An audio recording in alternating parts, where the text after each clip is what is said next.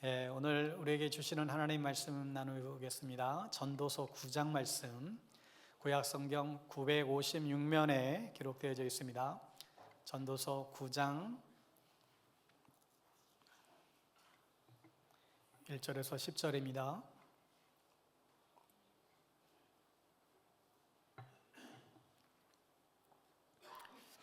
우리 956면 찾으셨으면 자리에서 일어나셔서 한 절씩 교독하여 선포합니다. 제가 먼저 읽지요. 이 모든 것을 내가 마음에 두고 이 모든 것을 살펴본즉 의인들이나 지혜자들이나 그들의 행위나 모두 다 하나님의 손 안에 있으니 사랑을 받을는지 미움을 받을는지 사람이 알지 못하는 것은 모두 그들의 미래의 일들임이니라. 모든 사람에게 임하는 그 모든 것이 일반이라. 의인과 악인, 선한 자와 깨끗한 자와 깨끗하지 아니한 자, 제사를 드리는 자와 제사를 드리지 아니하는 자에게 일어나는 일들이 모두 일반이니 선인과 죄, 맹세하는 자와 맹세하는 무서워하는 자가 일반이로다. 모든 사람의 결국은 일반이라. 이것은 해 아래에서 행해지는 모든 일 중에 악한 것이니 곧 인생의 마음에는 악이 가득하여 그들의 평생에 미친 마음을 품고 있다가 후에는 죽은 자들에게로 돌아가는 것이라. 모든 산자들 중에 들어있는 자에게는 누구나 소망이 있음을 산개가 죽은 사자보다 낫기 때문이라. 산자들은 죽을 줄을 알되 죽은 자들은 아무것도 모르며 그들이 다시는 상을 받지 못하는 것은 그들의 이름이 잊어버린 바 됨이니라. 그들의 사랑과 미움과 시기도 없어진 지 오래이니 해 아래에서 행하는 모든 일 중에서 그들에게 돌아갈 몫은 영원히 없느니라. 너는 가서 기쁨으로 내 음식물을 먹고 즐거운 마음으로 내 포도주를 마실지어다. 이는 하나님이 내가 하는 일들을 벌써 기쁘게 받으셨음이니라. 내 의복을 항상 희게 하며 내 머리에 향기름을 그치지 아니하도록 할지니라. 내 헛된 평생의 모든 날 곧 하나님이 해 아래에서 내게 주신 모든 헛된 날에 내가 사랑하는 아내와 함께 즐겁게 살지어다. 그것이 내가 평생의 해 아래에서 수고하고 얻은 내 몫이니라. 내 손이 한 일을 얻는 대로 힘을 다해야 할지니라. 내가 장차 들어갈 소홀에는 일도 없고 계획도 없고 지식도 없고 지혜도 없음이니라. 아멘.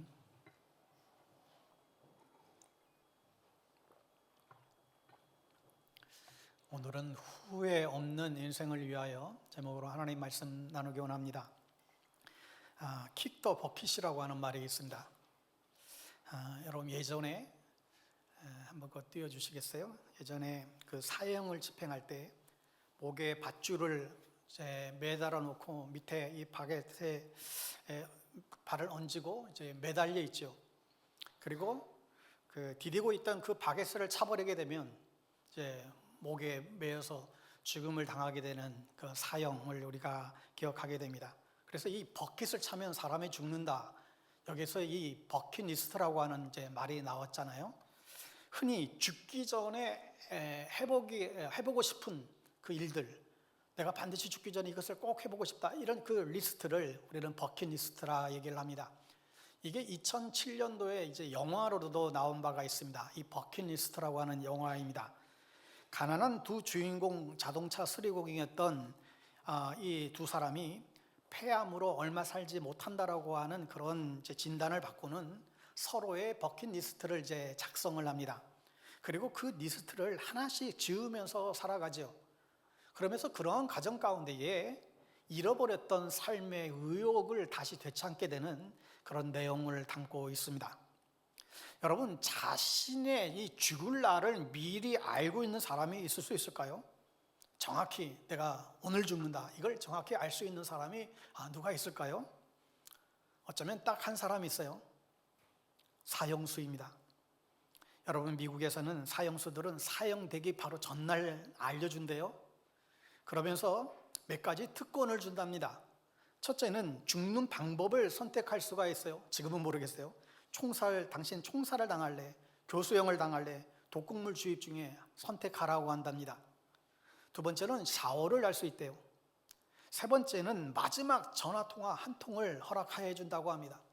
그리고 마지막에는 죽기 전에 먹을 음식을 요청할 수 있다고 합니다.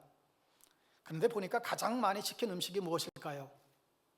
예상외로 어머니가 해주셨던 감자튀김과 치즈버거였다고 합니다.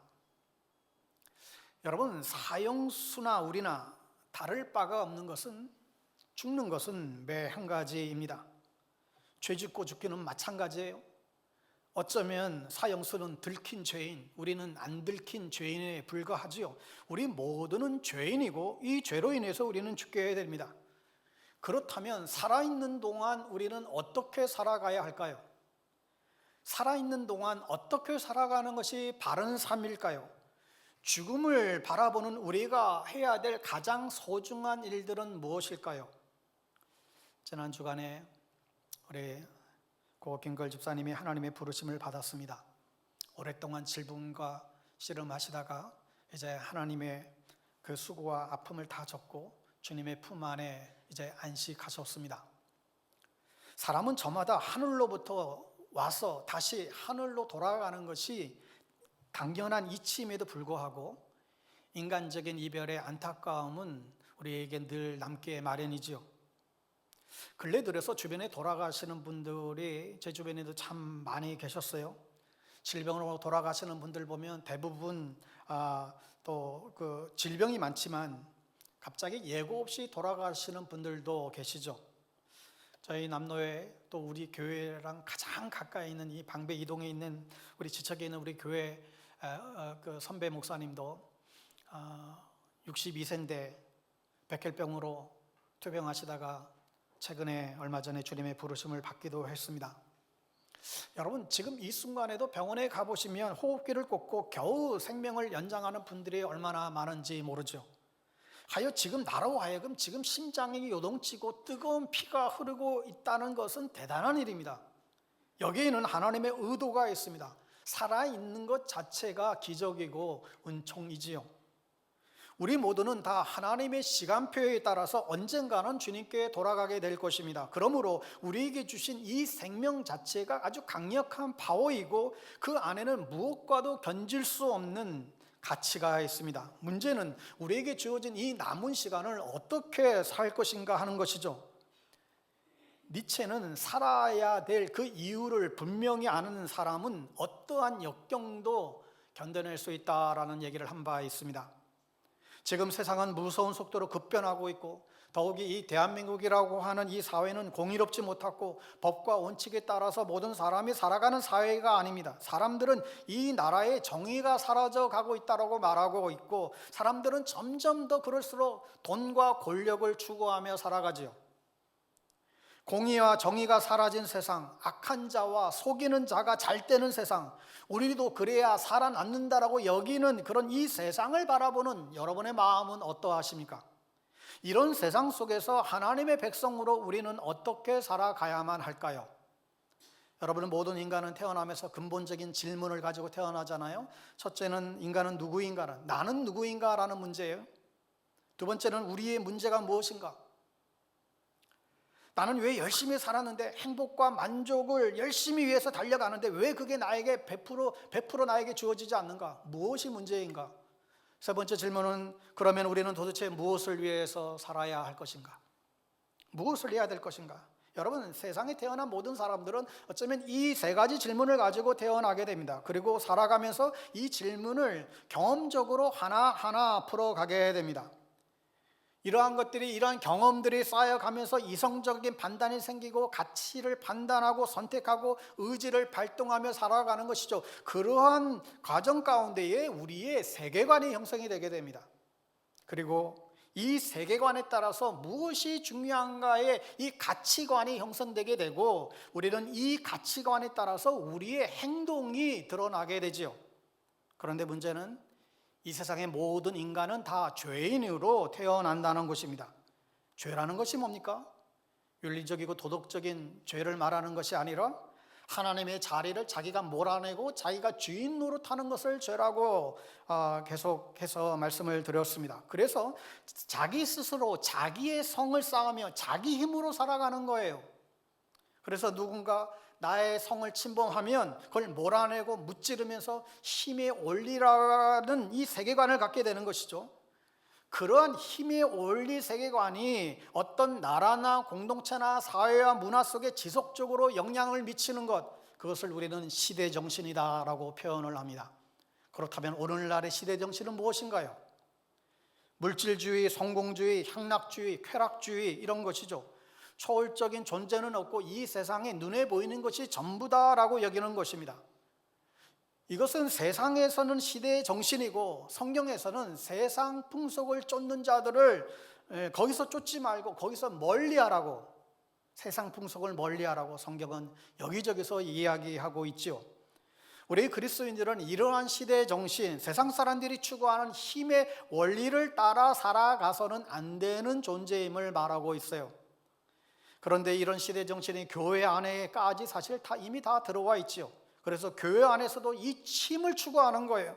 그러다 보니 교회는 자꾸 커져야만 되고, 커져야 이게 바른 교회고, 교회에는 돈 많은 사람들이 교회 안에는 많이 유입돼서 돈이 많고 또 큰 일을 많이 해야 바른 교회라고 여기는 것이죠. 이 교회가 얼마나 바른 복음을 선포하고 가르치고 있는가, 이 안에 그리스도의 사랑과 진리가 흐르고 있는가, 이곳에 하나님의 임재가 얼마나 임재하고 있는가, 이것보다는 얼마나 많은 사람, 얼마나 많은 재정, 얼마나 화려한 건물, 이것이 평가의 주가 되어 버렸습니다. 이것은 결코 바른 것이 아니지요. 그러니까 우리가 예배당 안에 있어도 세상의 풍속에 따라 세상의 힘이 원리를 추구하고 있으면 우리도 똑같이 지옥 갈 수 있다는 거예요. 여러분, 우리가 예배당 안에만 오면 안전할 것이라고 착각하는데 그렇지 않습니다. 베드로전서 4장 17절 말씀을 같이 볼까요? 베드로전서 4장 17절 같이 읽습니다. 심판을 시작할 때가 되었나니 만일 우리에게 먼저 하면 하나님의 복음을 순종하지 아니하는 자들의 그 마지막은 어떠하며, 하나님의 집에서 심판을 시작할 때가 되었나니, 심판은 하나님의 집에서 교회에서부터 시작한다는 거예요. 왜요? 교회 안에 가짜와 진짜들이 너무나 많이 있으니까 여기서부터 심판이 시작된다라고 말합니다. 그러니 여러분, 우리가 깨어 있어야만 합니다. 더 진지하게 우리가 인생을 사시고 신앙생활을 하셔야 됩니다. 교회 생활이 아니라 신앙생활, 우리의 신앙과 삶의 신앙생활에 열심을 내셔야 됩니다. 내가 가는 곳곳마다 그리스도의 향기를 드러내야 되고, 세상이 아무리 어두컴컴해도 내가 있는 곳에 밝은 소망의 빛을 낼 수 있어야 되는 것이죠. 우리가 세상이 더럽다고, 세상이 악하다고 세상과 아예 등을 돌리고 살아가는 것은 결코 그것은 바른 신앙이 아니기 때문에, 이 어둡고 불확실한 이 위기시대 속에서 어떻게 살아갈 것인가, 우리는 이 현실의 두려움을 우리가 인정하고 하나님의 도움을 구해야 되는 것이죠. 결코 삶을 낭비하지 말고 다가오는 시간과 역사의 주인이신 주님께 우리의 전 삶을 맡기고 하나님의 관점으로 세상을 바라보고 이 시대를 헤쳐나가야만 할 것입니다. 오늘 본문의 말씀은 일종의 솔로몬의 버킷리스트라고도 얘기할 수 있습니다. 오늘 말씀을 통하여 여러분들도 오늘 여러분만의 버킷리스트를 한번 작성해 보십시오. 그리하여 우리 모두가 이 시대의 정신을 따라가지 말고 후회 없는 아름다운 인생을 펼쳐갈 수 있게 되기를 간절히 축복합니다. 오늘 본문 1절을 여러분 다시 볼까요? 세 번역으로 다시 한번 읽겠습니다. 시작.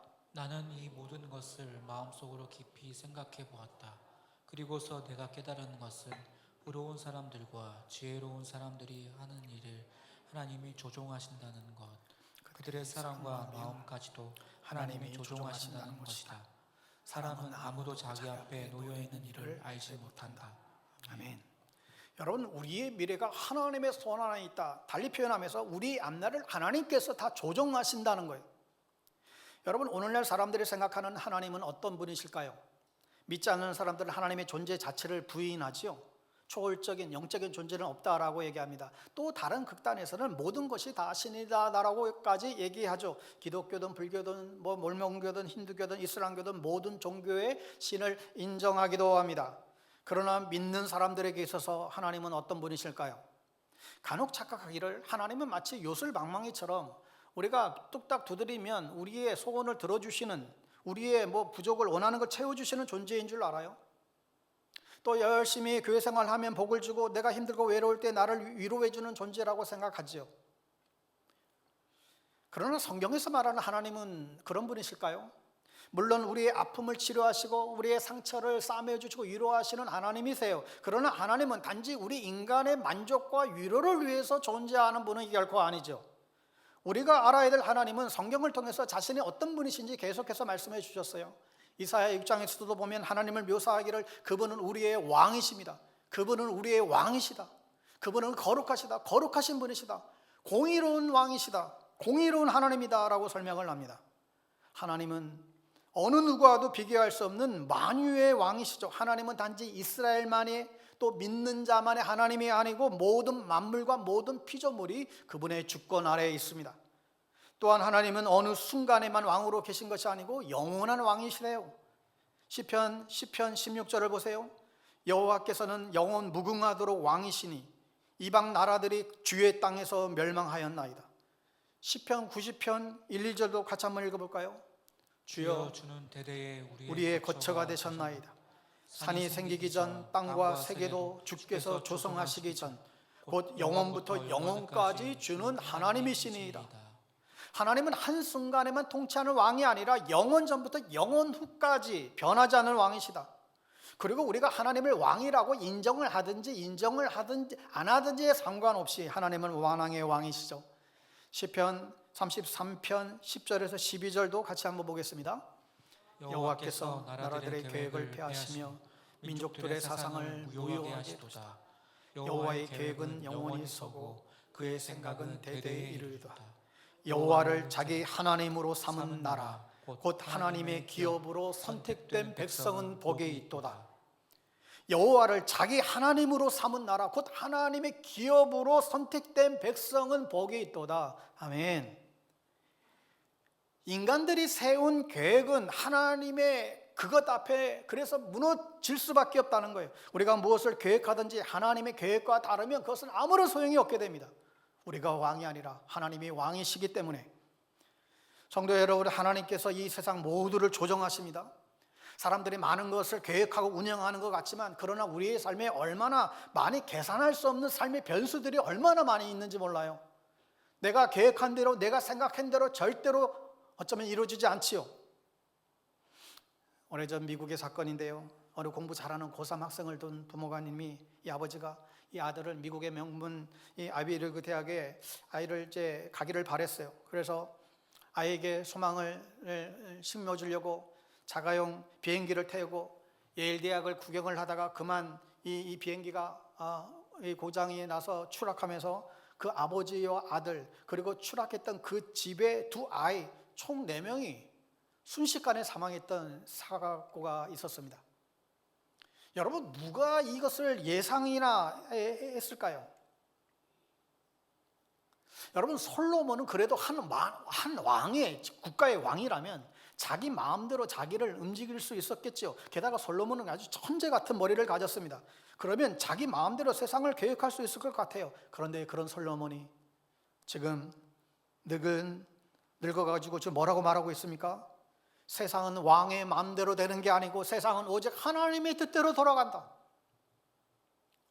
솔로몬은 젊어서 하나님 대신에 자기의 머리를 믿었고 하나님을 섬기기보다 하나님 대신에 그 1000명의 아내들이 이방의 여인들이 데리고 온 그 우상 숭배를 한 것을 그는 후회하고 있습니다.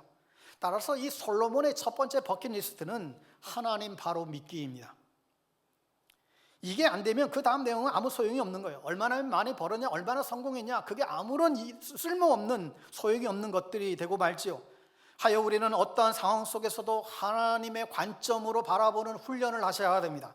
하나님을 믿지 않는 사람들은 눈에 보이는 이 세상이 전부 다라고 생각하죠. 그러나 우리는 보이지 않더라도 더 크고 영원한 것을 우리는 믿지요. 그들은 어떤 일이 우연히 일어난다고 생각하지만 우리는 모든 것이 하나님의 섭리 아래서 일어난다라고 우리는 보지요. 그들은 모든 것을 땅의 관점으로 보지만 우리는 하늘의 관점, 하나님의 관점에서 보아야 됩니다. 그러면 엄청나게 커 보였던 문제들도 다르게 보일 수 있습니다. 여러분, 우리는 사나 죽으나 진정 하나님의 영광을 위하여 지금도 이 세상을 다스리시고 통치하시는 하나님의 절대 주권과 그 선하심을 인정하며 하나님을 신뢰하며 믿음으로 살아갈 수 있어야 할 것입니다. 물론 우리가 때때로 좌절하고 정말 실망할 만한 충분한 이유가 있지만 독생자 예수 그리스도를 우리 가운데 주시기까지 우리를 사랑하시고 합력하여 선을 이루시는 예수 그리스도가 계시기에 우리에게 일어날 수 있는 가장 끔찍한 위기인 이 죽음조차도 이기시고 사흘 만에 부활하셔서 우리의 부활의 첫 열매가 되어주신 예수 그리스도가 계시기에, 그리고 어떤 상황 속에서도 우리를 위로하시고 우리를 힘주시고 격려하시고 역사하시는 성령님의 역사하심이 계시기에 하나님의 그 일하심, 예수 그리스도의 그 역사하심, 성령님의 그 일하심, 우리가 이 위대하신 삼위일체 하나님의 겸손히 인정하고 그분의 얼굴을 구하고 하나님의 손을 붙잡고 나아갈 때 환난 가운데서도 우리를 건져내시며 우리의 남은 생애가 비록 잿빛 하늘이라 할지라도 소망의 빛으로 물들게 될 줄 믿습니다. 사랑하는 여러분, 우리의 인생이 쉽지 않습니다. 수많은 압박과 요구들이 있죠. 결코 우리의 인생은 안전하지 않아. 이러한 요구에 나의 힘만으로 해결하려고 하는 사람들은 넘어지고 실패하고 절망과 무기력감에 빠질 수밖에 없게 됩니다.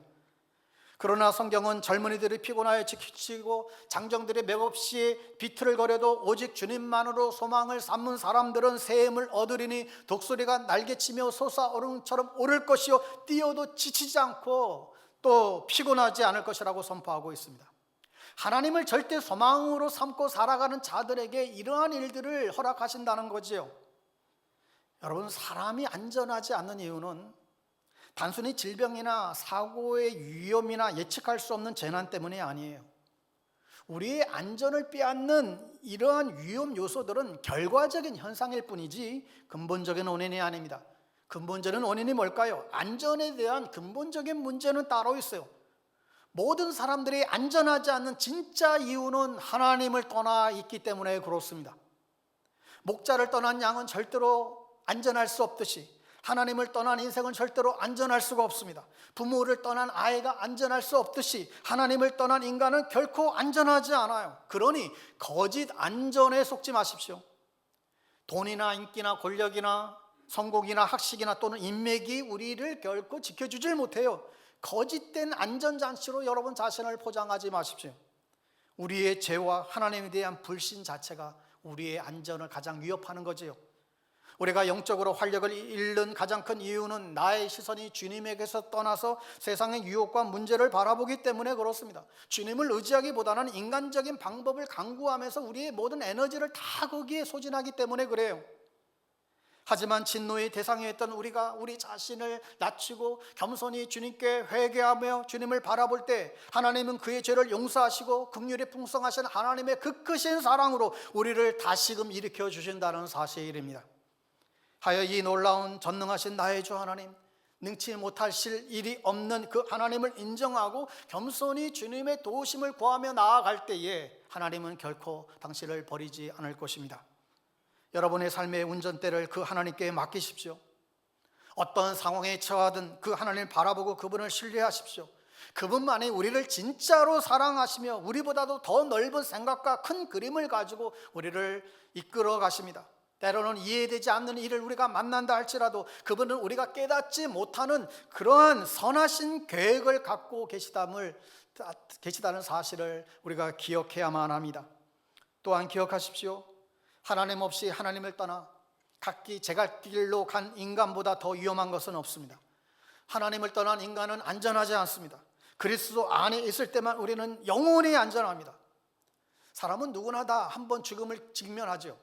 질병으로 죽든 사고로 죽든 어떻게든 우리는 모두 다 죽음을 직면하게 됩니다. 그런데 진짜 문제는 진짜 위험한 일은 그 다음에 있어요. 한 번 죽는 것은 사람에게 정하신 것이요 그 후에는 심판이 있으리니. 하나님을 떠난 인생은 이 심판에서 안전할 수 없어요. 하나님을 떠난 인생은 이 심판을 피할 수 없어요. 하나님을 떠난 인생은 이 세상에 있어도 안전할 수 없을 뿐더러 또 우리가 이 세상을 떠난 후 하나님의 심판대 앞에서도 안전할 수가 없지요. 하여 내가 살아가면서 나는 무엇을 믿고 살아가고 있는가? 나는 정말 무엇을 믿고 살아가고 있는가? 이게 가장 중요한 일입니다. 여러분의 남은 인생을 살아가면서 절대자 하나님만을 여러분 붙잡고 그분을 믿고 신뢰하며 살아가야만 할 것입니다. 오늘 여러분 자신의 믿음을 한번 검증해 보세요. 여러분, 사도 바울이 고린도 성도에게 편지했듯이 너희는 믿음 안에 있는가? 너희 자신을 시험하고 너희 자신을 확증하라. 예수 그리스도께서 너희 안에 계실 줄을 너희가 스스로 알지 못하느냐? 그렇지 않으면 너희는 버림받은 자다. 내 스스로 내가 정말 믿음 안에 있는지, 내가 가짜 안전을 붙잡고 살아가고 있는지 점검하라는 거예요. 사랑하는 여러분, 참된 안전은 그리스도 안에 있습니다. 이 사실을 믿으시기 바랍니다. 하나님을 떠나 안전할 수 없는 인생이 다시 안전할 수 있는 길은 오직 하나님께 돌아가는 길밖에 없어요. 그리고 그 하나님께 돌아가는 길은 오직 예수님을 통해서만 돌아갈 수 있습니다. 내가 곧 길이요 진리요 생명이니 나로 말미암지 않고서는 하나님께로 돌아갈 수 없느니라. 하나님께 갈 수 있는 길 예수님밖에 없지요. 예수님만이 우리에게 안전을 주시고 우리를 지켜주실 수 있어요. 다른 방법이 없다라는 거예요. 우리가 예수님을 믿음으로 받아들일 때 안전할 수 있습니다. 기억하세요. 우리는 나의 어떠함이 아니라, 나의 배경과 신앙의 연륜이나 가진 것이 아니라, 나의 행함이 아니라 오직 예수의 공로로 십자가 복음을 믿음으로 예수 안에 거하게 되고 그 안에서 안전히 거할 수 있습니다. 성도 여러분, 진실로 예수님을 믿으십니까? 십자가에 달려 죽으셔서 우리의 죄악을 정말 다 끝내주신 이 예수님을 여러분 믿으십니까? 교회 다니냐를 묻는 게 아니에요. 내가 지금 교회 안에 있다라고 하는 게 그게 질문이 아니에요. 정말 예수님을 진실된 마음으로 여러분 믿으십니까? 성령님의 역사하신 가운데에 자신의 죄를 인정하고 자신의 죄를 돌이키고 정말 예수를 구주로 고백하고 시인하고 하나님을 진실로 나의 구세주로 나의 주님으로 믿고 있느냐는 말이죠. 여러분, 그렇다면 여러분은 그 사랑 안에서 여러분은 안전하게 될 것입니다. 어떤 재난이나 환란에 우리를 흔든다 할지라도, 심지어 죽음조차도 주님 안에 있는 우리의 안전을 어찌할 수가 없어요. 하여 세상에 주는 일시적인 안전에 여러분의 모든 마음을 빼앗기지 마시고 영원한 안전을 가진 자로서 여러분 당당하게 믿음으로 사시기를 바랍니다. 목회상담학 교수이자 작가인 폴 트리비 쓴 글 가운데 안전이라고 하는 시가 있는데 작가는 일부를 소개합니다. 나는 안전합니다. 어려움이 없어서도 아니고 위험이 없어서도 아닙니다. 나는 안전합니다. 질병에서 면제되어서도 아니고 가난의 가능성에서 자유로워서도 아닙니다. 나는 안전합니다. 실망으로부터 보호받거나 타락한 세상에서 분리되어서도 아닙니다. 나는 안전합니다. 왜냐하면 당신께서 언제나 나를 안전하게 지켜주는 한 가지, 곧 유일한 것을 주셨기 때문입니다.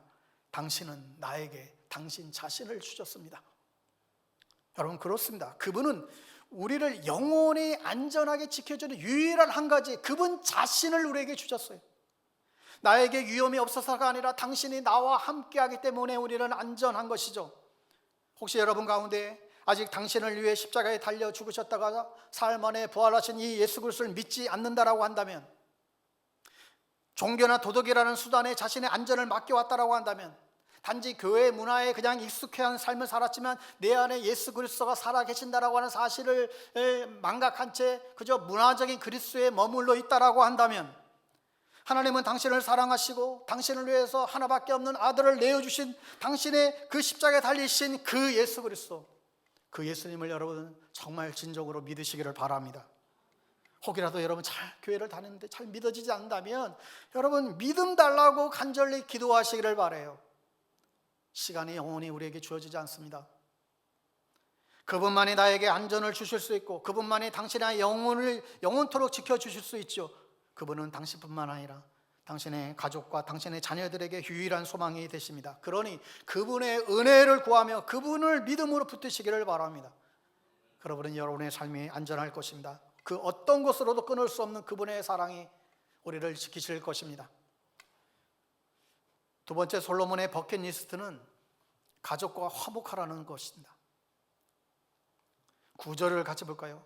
9절 말씀 같이 봅니다.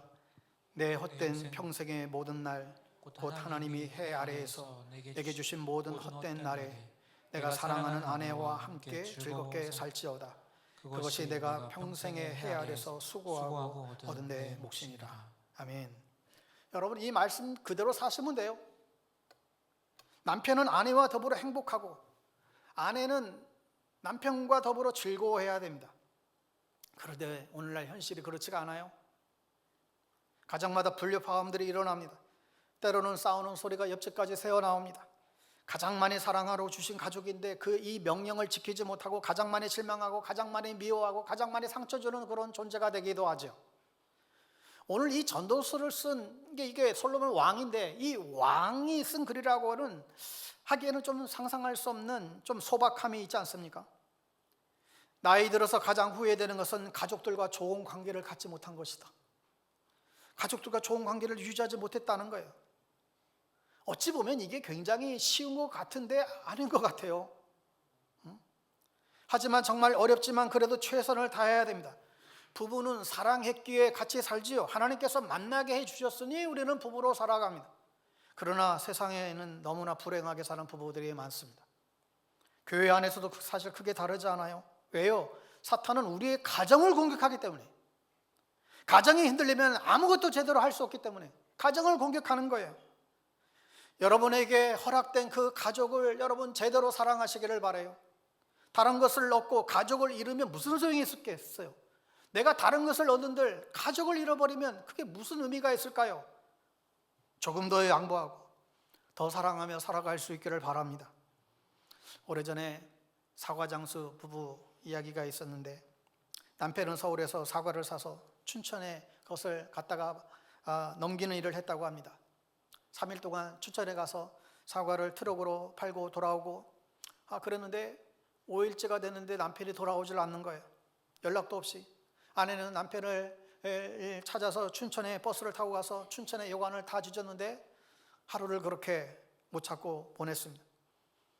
근데 그 다음날 버스 정류장에 남편이 줄 서 있는 모습을 보고는 그냥 깜짝 놀랐고 반갑기도 하면서 너무나 이제 원망스러운 것이죠. 들어보니 남편이 사과를 트럭에 싣고 오다가 사과가 박스에 짓눌려져 이 사과가 이 상품의 가치가 없어져 버리는 바람에 이 차로 그냥 다니면서 그것을 소매로 이제는 다 팔고 어떻게든 가보겠다고 하면서 시간이 그렇게 걸렸다는 거예요. 그리고 이제 다 마치고 이제 그냥 차 타고 올라가려는 참인데, 근데 남편은 미안했던지 춘천에서 서울로는 3시간 동안 아내의 그 손을 놓지 않더랍니다. 아내는 그게 너무 행복해서 오늘 내내 눈물이 주르르 흘렀다고 그래요. 그런 남편이 전쟁통에 목숨을 잃고 여자 혼자 아이를 키우면서 모진 세상 풍파와 싸우며 그렇게 살아왔습니다. 그러면 어떤 아내가 이렇게 고백을 합니다. 이제 아이들도 다 커서 대학을 다니고 있으니 그에게 조금은 면목이 선 것도 같아요. 내가 지금까지 살아올 수 있었던 것은 춘천에서 서울까지 제 손을 놓지 않았던 그의 손길, 그것 때문인지도 모르지요. 5일 동안 연락 없었던 남편이 얼마나 화나는 일입니까? 그러나 이 두 부부는 사랑했고 행복했습니다. 이게 무슨 대단한 일인가요? 어찌 보면. 근데 솔로몬이 이걸 못했다는 거예요.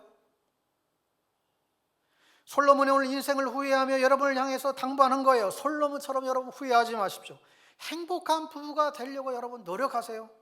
가족을 깊은 마음으로 사랑하십시오. 죽을 때 후회하지 마세요. 사람은 가도 사랑은 남는다 그랬어요. 주님 주신 가족을 목숨같이 사랑하는 저와 여러분 될 수 있기를 축원합니다. 솔로몬의 마지막 버킷리스트는 최선을 다하는 삶입니다. 오늘 전도서 9장 10절 3번역으로 한번 읽어보겠습니다. 시작. 내가 어떤 일을 하든지 내 힘을 다하여 내가 들어갈 무덤 속에는 일도 계획도 지식도 지혜도 없다. 여러분, 인생에 대한 평가는 이 땅에서 보낸 시간의 길이가 아니라 이 땅에서 보낸 시간의 가치에 따라서 이제 달라집니다. 비록 길지 않더라도 가치 있는 일을 위해서 시간을 잘 사용한다면 하나님께 칭찬을 받을 거예요. 하여 우리는 단순히 이 땅에서 오래 사는 것이 목적이 아니라 하나님이 허락된 이 한정된 이 인생의 시간을 살아가는 동안 가치 있는 일을 위해 살아가는 것이 지혜롭게 사는 일입니다. 여러분, 우리가 입버릇처럼 말하잖아요. 야, 시간 요즘 왜 이렇게 빠른지 몰라. 휙 하면 10년이에요. 시간이 얼마나 빨리 가는지 모르겠어요. 일주일이 이제 시작했는데 어느새 주말이 되었고, 한 해가 시작됐다 싶으면 어느새 이제 연말이 한 해가 끝이 갑니다. 그럼 올해도 벌써 지금 3월 다 끝나가요. 그래서 우리가 생각 없이 있으면 이렇게 빨리 흘러가 버리는 이 세월의 시간을 우리가 놓칠 수밖에 없어요. 우리는 정신을 차려서 정말 빠르게 가는 이 시간을 붙잡아 그 시간을 주님께 사용할 수 있는 기회로 만들어야만 합니다. 여러분, 그러기 위해서는 무엇보다도 시간을 낭비하는 일들을 줄여야 할 것입니다. 마지막 때에는 특별히 더 우리의 시간을 빼앗는 것들이 더욱더 많이 생긴다 그랬습니다. 우리의 눈을 다른 데로 돌리게 만들고 한눈 팔게 하는 것들이 곳곳에 널려 있어요. 우리가 잠깐 그냥 한눈 팔고 방심하게 되면 정말 다양한 것들이 우리의 시간을 잡아먹고 우리의 마음을 빼앗아가 버려요. 하여 우리 인생의 목표를 바르게 여러분 하셔야만 합니다. 여러분 살아가는 삶의 목표, 아파트가 목적이 돼서 안 돼요. 화장실 숫자 늘리는 게 여러분의 목표가 돼서는 안 됩니다. 집안에 화장실이 2개 있으면 정말 편하고 3개 있으면 또한 얼마나 더 편할까요? 그런데 여러분, 나이 들면 화장실 줄어갑니다. 나이 다 늙었는데도 화장실 더 넓혀가겠어요? 그때는 또 있던 화장실도 줄여가요? 그게 우리의 인생의 목표가 되어야 되겠냐는 말이죠. 여러분 스스로를 한번 돌아보세요.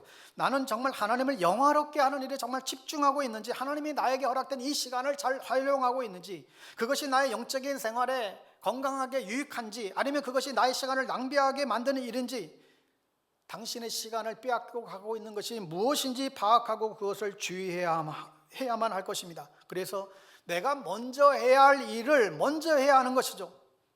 내가 가정을 돌보는 일, 교회의 지체로서 섬기는 일, 주님의 영광을 위해서 내가 할 수 있는 일들을 하는데 시간을 우선적으로 우리는 사용하셔야만 합니다. 여러분, 나에게 있는 시간은 무한하지 않습니다. 가장 가치 있는 일을 위해서 시간을 사용하는 것이 지혜입니다. 하나님이 여러분을 구원하셨어요. 그러니 여러분은 여러분에게 주어진 이 시간을 구원하셔야 됩니다. 이 시간을 구원한다라고 하는 것은 하나님의 영광을 위해서 쓰는 시간, 그것이 시간을 구원하는 일이죠. 그런즉 너희가 어떻게 행할지 자세히 주의하여 지혜 없는 자같이 하지 말고 오직 지혜 있는 자같이 하여 세월을 아끼라. 때가 악하니라. 사탄은 우리를 게으르게 만들어요. 더 편히 지내라고 얘기합니다. 이 사탄의 속임수에 넘어가지 마시기 바랍니다. 여러분, 편한 것이 좋은 것만은 결코 아니에요. 우리는 하늘나라 그날까지 우리의 신앙에 게으름이 없어야 돼요. 갈수록 교회에서도 섬기는 이들은 줄어들고 갈수록 편해지려고만 해요. 그냥 내 몸 하나 편하면 됐지, 내가 아니면 다른 사람이 하겠지 생각해줘. 내가 조금이라도 더 몸을 움직여서 하나님의 일을 위해서 최선을 다해야 되는데 그렇지 않아요. 여러분, 썬데이 크리스찬이 되지 마십시오. 주일만 크리스찬이 되지 마세요. 교회마다 이 질병이 다 걸린 것 같아. 다 이젠 갈수록 편하려고만 해. 다 자기 집 위주로만 생각해. 사탄의 속임수예요. 누군가 손길이 필요해서 불러주면 그냥 감사하게 여기고 달려가세요. 너무 재다 보면 여러분 섬김의 기회 영원히 사라져버려요. 꼭 주연 역할을 하려고 하지 마시고 여러분 조연 역할이라도 좋사오니 적극적인 태도를 가지는 게 여러분 바람직합니다. 70세기 영국의 부흥을 주도했던 조지 휘필드 목사님이 계세요. 여관집 아들로 태어났어요. 아버지가 돌아가시고 술 장사를 하며 살았습니다. 그랬던 그가 21살에 회심을 하고 목사가 되었어요. 그리고 다짐합니다. 썩어서 죽느니 그리스도를 위하여 달아서 죽고 싶습니다. 내가 녹슬어 없어지는 인생이 아니라 달아서 내 인생 주님을 위해서 그렇게 살겠노라고. 그래서 그는 교회뿐만 아니라 사람이 있는 곳이면 어디든 찾아가죠. 정거장, 논밭, 광장, 사람이 모이는 곳이면 어디든지 달려갔습니다. 수많은 사람들이 그의 설교를 듣고 회개했고 영국 교회가 이 한 사람 때문에 다시금 일어나게 됩니다. 예수 믿고 거듭나십시오. 예전의 생활을 버리십시오. 그는 배를 타고 미국을 7번 방문하고 대서양을 13번 건너고 55세에 죽을 때까지 3만 번 이상 설교했다고 합니다. 그 설교를 듣고 미국 교회가 건강하게 세워지고 그 복음을 들은 미국의 장로교회에서 그 당시 미기에 있던 이 조선 땅에 언더우드와 아펜셀러와 같은 아주 명문 대학의 그 학생들이 선교사로 이 땅에 보내졌고, 그래서 오늘 우리가 예수를 믿고 있는 것이죠. 사랑하는 여러분, 인생은 소모됩니다. 쓰나 안 쓰나 동일하게 소모돼요. 우리의 육체도 우리의 마음도 다 늙어갑니다. 그런데 자기에게 주어진 삶의 경주에서 최선을 다해보기도 전에 움츠러들고 죽어버린다고 한다면 여러분 이게 얼마나 안타까운 일일까요? 하여 우리는 남은 생애 동안 정말 중요한 일에 우리의 마음을 집중해야만 합니다. 무엇보다 우리가 집중해야 할 것은 우리에게 주어진 사명이죠. 쓸데없는 일에 여러분 관심을 빼앗기고 에너지를 쏟는 것이 아니라 우리가 집중해야 될 것은 주의 영광을 위해서 우리가 해야 될 일이죠. 주님이 나를 위해서 부르신 그 목적의 부르심에 따라 우리가 살아가야 하는 것이죠. 예수님이 우리에게 부탁하신 명령, 이 복음의 증인된 삶을 살아가는데 우리의 모든 역량을 집중해야만 합니다. 내가 속한 곳에서 내가 살아가고 있는 그 삶의 자리에서 예수의 복음의 증인으로 살아가는 것, 그것이 마지막 때를 후회 없이 지혜롭게 살아가는 길입니다. 솔로몬은 오늘 이것을 후회하고 있습니다. 사랑하는 여러분, 솔로몬의 후회를 반복하지 마십시오. 솔로몬의 버킷리스트를 보면서 오늘 여러분의 버킷리스트를 다시 써보며 여러분의 인생 후반전을 정말 후회 없이 아름답게 그려갈 수 있게 되기를 주의 이름으로 축원합니다. 아멘. 우리 찬양하기를 원하는데 내게 허락하신 시련을 통해 우리 이 시선 나는 믿네 이 찬양 드리겠습니다. 여러분, 이 찬양의 가사 보니까 우리 인생에 어떠한 시험이 몰려와도 그 시련을 통해 우리의 믿음을 자라게 하고 우리를 새롭게 한다라는 고백이에요.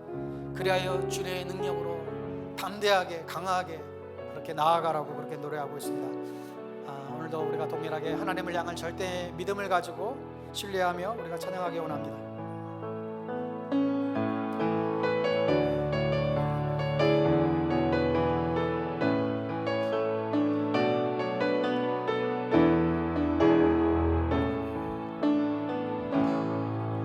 내게 허락하신 시련을 통해 나의 믿음도 강하게 자라나고 험한 산과 골짜기 지나는 동안 주께 더 가까이 나를 이끄시네. 내가 겪는 시험이 어렵고 힘겨워도 내 주님보다 크지 않네. 내 앞에 바다가 갈라지지 않으며 주가 나로 바다 위 걷게 하리. 나는 믿네. 주의 능력으로 내 삶 새롭게 되리. 나는 믿네. 주의 능력으로 담대히 나가리라. 주와 함께 싸워 승리하리라. 날마다 믿음으로 나 살아가리. 나는 믿네. 나는 믿네. 주의 능력으로 내 삶 새롭게 되리. 나는 믿네. 주의 능력으로 담대히 나가리라. 주와 함께 싸워 승리하리라. 날마다 믿음으로 나 살아가리. 사랑하는 여러분, 오늘 예수님이 여러분을 오늘 부르신다 할지라도 후회 없는 인생을 살아가십시오. 하나님이 내 인생의 주인 되심을 철저하게 여러분 믿고 그분의 통치 아래 살아가십시오. 나에게 허락한 가족들 또한 사랑하는 사람들 믿음의 지체들어서 더욱 사랑하며 존귀히 여기며 살아가십시오. 나에게 주어진 이 사명을 여러분 또한 붙잡고 살아가십시오. 거짓된 안전장치가 아니라 주님의 능력을 붙잡고 담대하게 여러분 나아가십시오. 그리할 때 하나님 영광 받으시고 우리가 주님 앞에 서는 날 승리의 면류관을 우리가 받게 될 것입니다. 오늘 말씀을 기억하며 우리 함께 기도하기 원합니다. 기도하겠습니다. 하나님 아버지, 하나님 우리 가운데 하나님 참으로 우리 가운데 주의 능력으로 내 삶 새롭게 되리.